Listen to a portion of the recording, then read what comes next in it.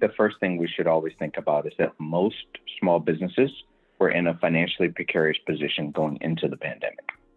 The pandemic actually exacerbated the situation. It also brought to light that many of our small businesses are missing a couple of things. The first thing is the infrastructure and or the knowledge by which to put together the proper paperwork for them to receive capital. Most small businesses do look at federal programs similar to SBA, but what they should be aware of is that each state has programs as well.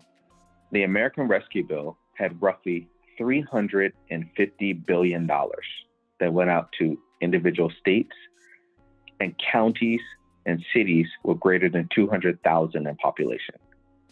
That money in this moment, while we're reopening, represents capital that can be catalytic.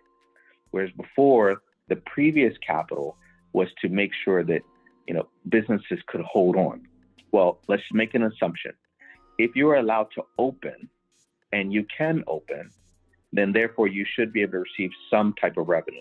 I recognize it won't be 100% of revenue unless you are lucky or unless you had an opportunity to pivot.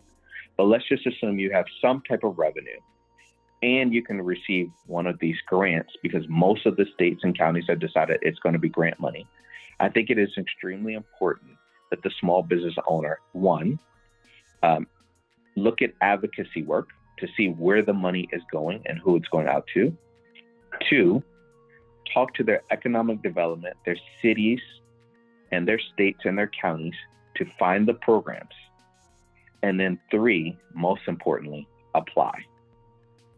Okay.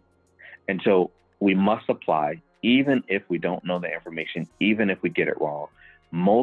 What we've learned through the pandemic is most opportunities are going to come a second time. If you look at PPP, it's come a third time. And so it is important that the businesses apply.